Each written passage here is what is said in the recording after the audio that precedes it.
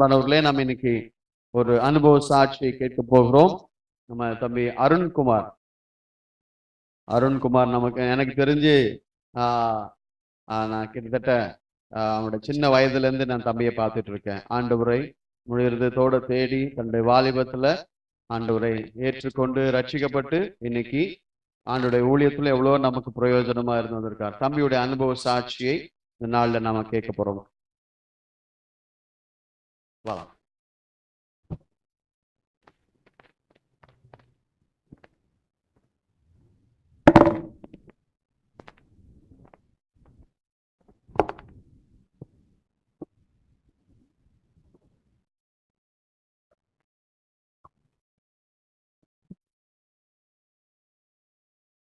கர்த்தருடைய நாமத்துக்கு மகிமை உண்டாவதாக. கர்த்தர் நித்தமும் நல்லவராயிருக்கிறார். என்னுடைய பெயர் அருண்குமார். எல்லாருக்கும் தெரிஞ்சிருக்கோம்.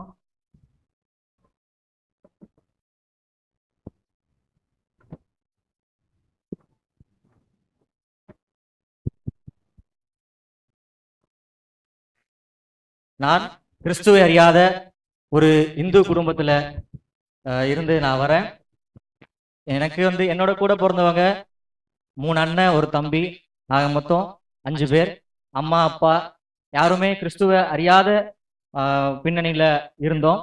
அப்போ சில வருடங்களுக்கு முன்பாக 2002, 2003 அந்த நாட்கள்ல, அந்த வருடங்கள்ல என்னுடைய அண்ணன், பெரிய மூத்த அண்ணன் கிறிஸ்துவுக்குள்ளாக ஆண்டவரை ஏற்றுக்கொண்டு அவர் கிறிஸ்துவை பின்பற்றினதுனால அவரோட கூட நாங்களும் அண்ணன் தம்பிகளாக குடும்பமாக சில நேரங்களில் நாங்கள் போவோம். நிறைய நேரங்களில் கர்த்தரை தேட அண்ணன் எங்களை வழிநடத்திருக்கிறாங்க.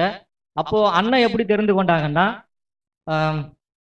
நம்முடைய அங்கிள் பாஸ்டர் சதீஷ் இருக்கிறாரு இல்லையா, அவர் அந்த நாட்கள்ல 2002, 2003 அந்த நாட்கள்ல ராயபுரத்துல நமக்கு இந்த கிராமத்தின் வழியாக அபரிமேடு, சிறுநல்லூர் கிராமங்களுக்கு கிராம ஊழியமாக வரும்போது, அப்போ அண்ணனும் அண்ணியும் குடும்பமாக தேவனை ஏற்றுக்கொண்ட பிற்பாடு, நான் அப்போ சின்ன பையனா இருந்ததுனால மாசத்துக்கு ஒரு முறை பிபிஎஸ் இல்லை மாசத்துக்கு ஒரு முறை சண்டே கிளாஸ் அந்த மாதிரி வைப்பாங்க. அபரிமேட்லையும் இந்த நம்ம சிறுநல்லூர் கிராமத்துலையும் வைக்கும்போது அப்போ நான் தொடர்ந்து போவேன். ஆரம்பத்துல எனக்கு சந்தோஷமா இருக்கும். நம்ம பாடல் பாடுவோம், வண்டியில வேன்ல போறோம், பிரைஸ் கிஃப்ட் எல்லாம் கொடுப்பாங்க அப்படின்னு சொல்லிட்டு நம்ம சந்தோஷமா இருப்போம். அதுக்கப்புறம் அண்ணன் சொல்றாங்க, அங்கிள் ஆண்டி திட்டுவாங்க, சொல்லுவாங்க அப்படின்றதுக்காக தேவனை அதுக்கப்புறம் நான் ஒரு கட்டாயத்தின் பேர்ல அதுக்கப்புறம் வர மாதிரி இருந்ததுனால ஒரு முழு மனதோட தேவனை நான் தேடாம இருந்தேன். அதுக்கப்புறம் கொஞ்ச ஸ்கூல் படிப்பெல்லாம் முடிய ஆரம்பிச்சு காலேஜ் போறோம். அப்போ ஸ்கூல் +1 +2 படிக்கிற அந்த நாட்கள்ல விபிஎஸ், நமக்கு இங்க விபிஎஸ் வருஷத்துக்கு ஒரு முறை விபிஎஸ் வைப்பாங்க. அப்போ தேவனை தேடுவதற்கு ஒரு ஸ்லாக்கியம் அப்போ கிடைச்சது. அதுக்கு முன்னாடி நீங்க சண்டே கிளாஸ்லயும் சரி, இல்ல மற்ற விபிஎஸ்லயுமே அங்கிள் ஆண்டியுமே தனியாவே கூப்பிட்டு கவுன்சிலிங் கொடுக்கும் போதுமே, நீ பாவத்துல அறிக்கையிடணும், நீ மனம் திரும்பணும், ரட்சிப்பு தான் நமக்கு முக்கியம். ஆலயத்துக்கு வரோம், வாரம் தவறாம ஆலயத்துக்கு வரோம், அது இல்லை. அதை தாண்டி நம்ம ரட்சிப்புக்குள்ளாக அடுத்த ஸ்டெப்புக்குள்ளாக நம்ம எப்போ போக போறோம், நீ எப்போ போக போற அப்படின்ற கேள்வி கேட்கும்போது, அப்போ என்னோட மனசு எப்படி இருக்குன்னா, தேவனை நம்ம முழு மனதோட நம்ம தேடாம இருந்த அந்த நேரம். அப்போ அதான் பெரிய என்ன சொல்றதுன்னா, அந்த வாலிப பிராயத்துக்குள்ளாக வரும்போதெல்லாம் என்னுடைய சிந்தனைகளும் என்னுடைய பேச்சும் நடவடிக்கையும் அது மாற ஆரம்பிக்கும். அதுக்கப்புறம் என்னன்னா, நான் சிறு பிராயத்துல இருந்து என்னை பார்த்தவங்க அதுக்கப்புறமும் நான் வளர்ந்து இருக்கிற அப்புறம் கூட என்னை பார்க்குறவங்களுக்கு அது ஒரு விதமான ஒரு வாழ்க்கையா இருக்கும். சர்ச்சுக்கும் வீடுக்கும் காலேஜுக்கோ இல்லை மற்ற படிக்கிற இடங்களோ வெளியே எங்கேயாவது போறோம்னா, அப்போ என்னுடைய வாழ்க்கை எப்படி இருக்கும்னா வித்தியாசமா தான் இருக்கும். அப்போ இங்க ஒரு மாதிரி நான் வாழ்ந்திருப்பேன், அங்க ஒரு மாதிரி நான் வாழ்ந்திருப்பேன். என்னுடைய ஜீவியம் கர்த்தருக்கு பிரியமில்லாததான். இந்த 2 எஜமான்களுக்கு ஊழியம் செய்கிற ஒரு ஜீவியமா தான் நான் வாழ்ந்துட்டு இருந்தேன். அப்போ ஆஹ் இதுக்குள்ளாக ஆண்டுக்குள்ளாக எங்களை வழிநடத்துறப்போ நீங்க வந்து பாவத்தெல்லாம் அறிக்கையிடணும் அப்படின்னு சொல்லிட்டு சொல்லும்போது நான் தேவனுக்குள்ளாக முழங்கால் படிட்டு ஜெபிக்கிறேன்.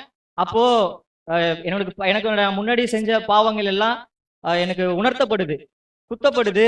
நான் வந்து சரியில்லை, நான் வந்து இது எல்லாருக்கும் பார்வைக்கு முன்பாக நான் நல்லா இருக்கிறேன்னே தவிர, ஆனா என்னுடைய ஜீவியம் எனக்கு உள்ளான ஒரு மனசாட்சி நிமித்தமாக நான் ஒரு வாழ்க்கை வாழ்ந்திருப்பேன்ல, அது வந்து சரியில்லை அப்படின்னு தெரிய வரும்போது நான் ரொம்ப கஷ்டப்பட்டேன். அப்போ தேவனிடத்துல நான் வந்து மன்னிப்பு கேட்டு நான் மன்றாடி ஜெபிக்கிறேன்.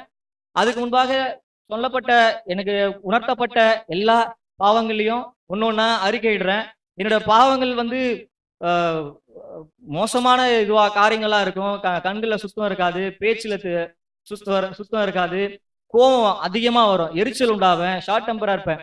ஏதாவது ஒரு காரியம் சொன்னாங்கன்னா வீட்லயுமே சரி, வீட்லயும் இல்ல வெளியிலுமே ஏதாவது ஒரு காரியம் சொன்னாங்கன்னா என்னால அது கண்ட்ரோல் பண்ண முடியாது, அதை பொறுத்துக்க முடியாது. அந்த பொறுமை கிடையாது. மேட்டிமையான கண்கள், பெருமையா இருப்பேன். ரொம்ப கோபம் வரும், கோபத்துல எரிச்சல் வரும், சண்டை. என் தம்பிக்கும் எனக்கும் அடிக்கடி நிறைய சண்டைகள் வரும். சண்டை நிமித்தமாகவே வீடே ரணகலம் ஆயிடும், சமாதானம் குலைஞ்சு போவோம்.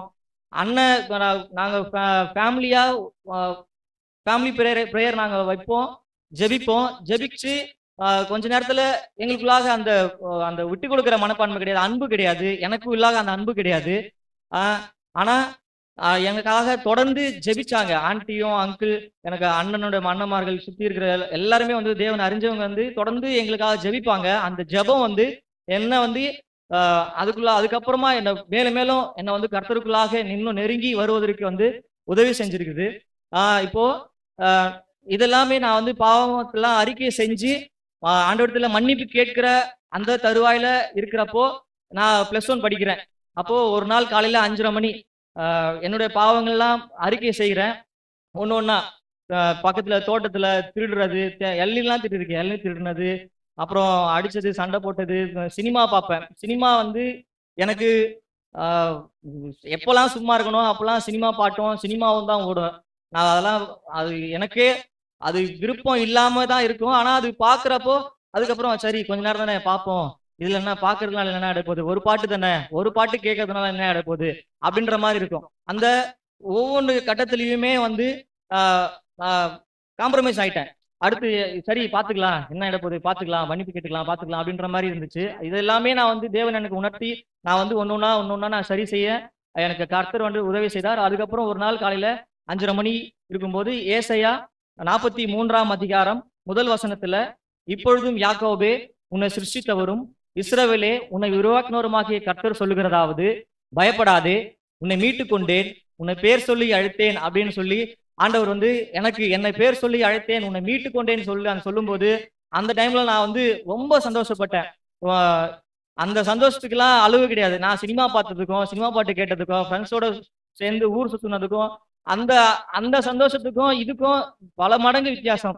ஏன்னா இதெல்லாம் வந்து இதெல்லாம் நம்ம செஞ்சிருக்கிறோமே அப்படின்ற ஒரு அந்த குற்ற மனசாட்சி அப்போ என்னை விட்டு நீங்குச்சு. ஏன்னா ஆண்டவர் என்ன மன்னிச்சிட்டாருன்றப்போ அந்த தைரியம், அந்த நம்பிக்கை எனக்கு அப்போ கிடைச்சது. இது வந்து நான் காலையில நான் பண்ணிட்டேன். எனக்கு வந்து ஆண்டவர் என்னோட பேசினாரு. நான் ஜெபிச்சு இந்த வசனம் எடுத்ததுக்கு அப்புறம் அதுக்கப்புறமான என்னுடைய ஜீவியம் வந்து என்னுடைய வாழ்க்கை வந்து ஒரு கட்டம் அடுத்த கட்டத்துக்கு நான் போனோம் இல்லையா. நான் ஸ்கூல் படிச்சுட்டு இருக்கேன், +1 +2 படிச்சுட்டு இருக்கேன். அதுக்கு அடுத்து நான் வந்து காலேஜ் போனோம். காலேஜ் நான் போகிறப்போ எனக்கு வந்து நான் காலேஜ் அடுத்து நான் காலேஜ் போனன்றப்போ எனக்கு காலேஜ் நான் தேடுறேன். என்னோட மார்க்குக்கும் நான் படிக்கணும் அப்படின்ற நான் விருப்பப்பட்ட அந்த காரியமும் எனக்கு வந்து சீக்கிரத்துல எனக்கு வரல. அப்போ நான் உடைஞ்சு போயிட்டேன்.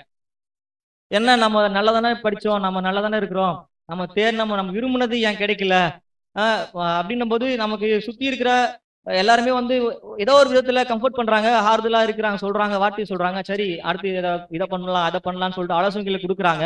ஆனா எனக்கு என் மனம் அதை ஏத்துக்கல. நான் விருப்பப்பட்டது எனக்கு கிடைக்கல அப்படின்ற அந்த ஒரு கஷ்டமா தான் இருந்தது. அதுக்கப்புறம் நான் ஆண்டவர்கிட்ட வசனம் கேட்டு அதுக்கப்புறம் ஆண்டவர் என்ன சொன்னாருன்னா, நீ போ அப்படின்னு தான் சொன்னாரு. அப்புறம் ஒரு காலேஜ் எனக்கு கிடைச்சது. அந்த காலேஜ்ல வந்து நான் 4 வருஷம் நான் மெக்கானிக்கல் இன்ஜினியரிங் நான் படிச்சதுக்கு அப்புறம் படிக்கும் போதே வந்து என்ன ஆச்சுன்னா, மறுபடியுமே என்னோட வந்து என்னை விசுவாசத்துல என்னை டவுன் பண்ற மாதிரியான சில காரியங்கள் வந்து எனக்கு வந்துட்டே தான் இருந்தது. என்னன்னா, நான் காலேஜ் நான் தேர்ட் இயர் நான் படிச்சுட்டு இருக்கிறேன். அப்போ என்னோட காலேஜ் வந்து க்ளோஸ் பண்றாங்க. ஸ்ட்ரென்த் வந்து இதுவா இருக்கு, உங்களோட ரிசல்ட் சரியில்லை அப்படின்ற மாதிரி சில காரணங்களால. அதே மாதிரி சுத்தி இங்க பக்கத்துல நிறைய காலேஜ் வந்து நியர்பைஸ் இருக்கிறதுனால ஏதாவது ஒரு காலேஜ் மூடணும் அப்படின்றப்போ எங்க காலேஜ் வந்து இன்ஜினியரிங் காலேஜ் வந்து மாத்தணும் அப்படின்னு சொல்லிட்டு சொன்னாங்க. அப்ப அப்படின்னும் போது நம்ம ஆண்டவர் சொல்லி தானே நம்ம இந்த காலேஜ் நம்ம வந்தோம். அப்போ ஏன் திடீர்னு மூடுறாங்க, திடீர்னு மூடினா நம்ம எங்க போவோம், நம்ம படிப்பு வந்து பாதியில நின்றோம், கேள்விக்குறி ஆகும் அப்படின்றப்போ இருக்கிறப்போ அதுக்குமே ஆண்டவர் வந்து எனக்கு ஒரு வசனம் கொடுத்தாரு. பாழாடைகளை கட்டுவேன், பயிர் நிலமாக்குவேன் அப்படின்னு எனக்கு வசனம் கொடுத்தாரு. அதை நான் வச்சுக்கிட்டு நான் இன்னும் நான் விடாப்படியா நான் இருந்தேன். கர்த்தர் செய்வார், கர்த்தர் தானே கொடுத்தாரு, கர்த்தர் தானே இந்த இடத்துக்கு நம்ம போக சொன்னாரு அப்படின்னும் போது நம்ம ஏன் நம்ம மலம் தளர்ந்து நிக்கணும் அப்படின்னும் போது நான் அந்த வாக்குத்தத்தத்தை வச்சுதான் நான் வந்து இன்னும் அதிகமா நான் ஜெபிக்க ஆரம்பிச்சேன். இதுல நான் என்னோட சுயமா நான் ஜெபிக்கிறேன் அப்படின்றத விட எனக்காக அநேகர் ஜெபிச்சாங்க, எனக்கு ஆலோசனை கொடுக்கறதுக்காக பின்னாடி உறுதுணையா இருந்தாங்க. அந்த அந்த ஆலோசனைகளை நான் கேட்டது நான் மாத்திரமே நான் வந்து இன்னும் கர்த்தருக்குள்ளாக இன்னும் நெருங்கி வருவதற்கு வந்து எனக்கு இன்னும் அது உதவியா இருந்தது. அதுக்கப்புறம் காலேஜ் முடிச்சேன். காலேஜ் முடிச்சதுக்கு அப்புறமும் எனக்கு சரியான வேலை அமையல. பிஇ முடிச்சதுக்கு அப்புறம் எல்லாம் நிறைய வந்து ட்ரைனிஸா தான் போட்டுட்டு இருந்தாங்க. எனக்கு பெர்மனன்ட் ஜாப் எனக்கு கிடைக்காம இருந்தது. இப்போ நான் பெர்மனன்ட் ஜாப் நான் கிடைக்கணும்னா நான் என்ன பண்றது? நான் வந்து நிறைய இடத்துல நான் வேலைக்கு போறேன், ரிஜெக்ட் பண்றாங்க. ரெஸ்யூம் நான் கொடுக்குறேன்னா கேட்லயே வந்து அனுப்புவாங்க. அதெல்லாம் எனக்கு ரொம்ப கஷ்டமா இருக்கும், அழுகையா வரும். நிறைய கம்பெனிஸ் நான் மேல மேல ஏறி இறங்குவேன். நம்ம படிச்ச படிப்பு, நம்ம நல்ல டிகிரி வச்சிருக்கோம், மார்க்கும் இருக்கு, 7.2 ஜிபிஏ வந்து வச்சிருக்கேன், சிஜிபிஏ வச்சிருக்கேன். அப்படின்னும் போது நம்ம ஏன் நம்மளை வந்து நிராகரிக்கிறாங்க, நம்ம படிச்ச படிப்பா இல்லை எதனால அப்படின்னு தோணும். நிறைய நேரத்துல தோணும். ஏரியா ஒவ்வொரு சிப்காட் ஏரியாவா நான் ஏறி இறங்காத கம்பெனிஸ் கிடையாது. ஒவ்வொரு கம்பெனியும் அப்படியே பார்ப்பேன், இந்த கம்பெனி நல்லா இருக்கும், இங்க நல்லா இருக்கும். ஆனா என்ன பண்றதுன்னு தெரியாம நான் முழிச்சிட்டு இருப்பேன். அப்போ கர்த்தர் வந்து ஒவ்வொரு விஷயத்திலையும் நான் என்ன பண்ணுவேன்னா, ஒரு கம்பெனிஸ் ஒரு கிடைச்சிச்சு, ஒரு இடத்துல நான் வேலைக்கு ஜாயின் பண்ணதுக்கு அப்புறம் எனக்கு என்ன தோணும்னா, நான் இது பெர்மனன்ட் இல்லை, நமக்கு பெர்மனன்ட் வேணும் அப்படின்றப்போ இதோட பெட்டர் எங்க வருது அப்படின்னு சொல்லிட்டு நான் போனேன். இது நான் என்னுடைய சுயமா தான் நான் இந்த இடத்துல தான் நான் நிறைய விழுந்தேன். எதனாலனா கர்த்தர் அப்போ நான் வந்து எனக்கு வேலை கிடைச்சிச்சு, பெர்மனன்ட் ஜாப் இல்லை, ஆனா நான் வேலை செய்யறேன். வேற இடத்துக்கு நான் இன்னும் நிறைய சம்பளத்தில் நான் போகணும் அப்படின்னு நினைக்கிறப்போ அங்க நான் கர்த்தருடைய வார்த்தையை நான் கேட்கல. கர்த்தருடைய வார்த்தையை நான் கேட்காமனால எனக்கு சர்க்கிள் தான். கர்த்தருடைய வார்த்தையை நான் கேட்டிருந்தேன்னா அடுத்து நான் என்ன பண்ணணும், கர்த்தருடைய சித்தம் என்ன நான் கேட்டு நான் பதில் பெற்றிருந்தேன்னா நான் அப்பவே இன்னும் ஒரு நல்ல நிலைமைக்கு வந்திருக்கலாம். ஆனா அதை நான் பண்ணல. அது நான் கர்த்தருக்கு நான் செவி கொடுக்கல, என்னுடைய மனப்போக்கில் போக்கல அப்படி நான் இருந்ததுனால கொஞ்ச நாள் ஜபத்திலையும் குறை வந்ததுனால அதை நான் விட்டுட்டேன். அதுக்கப்புறமா மறுபடியுமா என்னை வந்து திரும்ப ஆலோசனை கொடுத்து நீங்க நல்லா ஜெபம் பண்ணணும், கர்த்தருக்குள்ளாக இன்னும் வந்து அதிக நேரம் செலவிடணும், ஆவிக்குரிய காரியங்களை வளரணும் அப்படின்னு ஒவ்வொரு முறையும் சொல்லும்போது அதுக்கப்புறம் திரும்ப நான் பிகினிங்ல இருந்து ஆரம்பிப்பேன். ஒரு குழந்தையில பருவத்திலிருந்து அடுத்த முதல் படி எடுத்து வைக்கிற அந்த அனுபவத்துக்குள்ளாக அடுத்த ஸ்டெப்புக்குள்ளாக நான் போகும்போது அடுத்தடுத்த காரியங்கள்ல இன்னும் கர்த்தர் வந்து எனக்கு வந்து வெற்றி கொடுக்க ஆரம்பிச்சாரு. எப்படின்னா நான் எந்த விதத்துல நான் சோர்ந்து பண்ணணும், வேலையில நான் எப்படி நான் சோர்ந்து பண்ணணும், நான் ஆசைப்படணும், நான் காலேஜ் முடிச்சு நான் வெளியே வந்து நான் என்னவா நான் ஆகணும்னு நான் ஆசைப்பட்டணும். அப்படி ஒரு வேலையிலையும் அப்படி ஒரு நல்ல ஒரு பொசிஷன்லயும் கர்த்தர் எனக்கு வந்து ஒரு ஒரு பொசிஷனை கொடுத்துருக்காரு, ஒரு வேலையை கொடுத்துருந்தாரு. அப்படி நான் இன்னும் ஆண்டவருக்குள்ளாக நான் இருந்தது, ஆண்டவரோட நான் இன்னும் நெருங்கி வருவதற்கு ஆண்டவரே கர்த்தர் வந்து எனக்கு கிருபை செய்தார். அதே மாதிரி மனிதரிடத்து கதவுகள் நிறைய இருந்தது. ஒவ்வொரு கதவுகளா எனக்கு மூட ஆரம்பிச்சாங்க. நிறைய பேர் ஏமாத்தவும் செஞ்சாங்க. அதெல்லாம் போராட்டமான காரியங்கள்லாம் வரும்போதெல்லாம் கூட ஒவ்வொரு விஷயத்திலையும் கர்த்தர் வந்து என்னோட கூட இருந்து வழிநடத்தினார். கர்த்தருடைய கரம் என்னை வந்து அதிசயமாய் தாங்கினதை வந்து நான் பார்த்தேன். அப்போ நான் ஒரு முறை நான் வேலைக்கு போகும்போதெல்லாம் எனக்கு ஒரு ஆக்சிடென்ட் நடந்தது. அந்த ரோடு வந்து பெரிய NH45 பெரிய ரோடு, நிறைய வண்டி எல்லாம் போயிட்டே இருக்கும், காரு பஸ் எல்லாம் நிறைய போயிட்டே இருக்கும். அப்போ கர்த்தர் வந்து என்னோட கூட இருந்ததுனால அப்படி என்னை காப்பாத்தினாரு. ஏன்னா வண்டி கீழே விழுந்து நான் சுத்துறேன். பின்னாடி வந்தவங்க எல்லாம் சொல்றாங்க, என்னப்பா நீ இப்படி விழுந்து இப்படி சுத்துற. ஆனா அடி எதுவுமே பெருசும் படாம அந்த NH45ல கர்த்தர் வந்து என்ன அதிசயமா நான் காப்பாத்தினார் தான் நான் சொல்லுவேன். ஏன்னா இதெல்லாம் நான் ஒவ்வொன்றா நான் பார்த்திருக்கிறேன். சொல்ல வேண்டிய காரியங்கள் நிறைய இருக்குது. ஒவ்வொரு விஷயமும் கர்த்தர் வந்து எனக்கு அதிசயமான முறையில செஞ்சிருக்கிறாரு. நான் சோர்ந்து போகிற நேரத்திலாம் ஜெபத்துல வழிநடத்துறதுக்கு எனக்கு நிறைய பேர் இருந்தாங்க. நான் அதிகமா ஜெபிக்கிறதுக்கு எனக்கு உதவி செஞ்சாங்க. ஜெபத்தை எந்த நேரத்திலையும் கைவிடாம நான் அதை நான் விடாப்படியா நான் பிடிச்சிக்கணும்.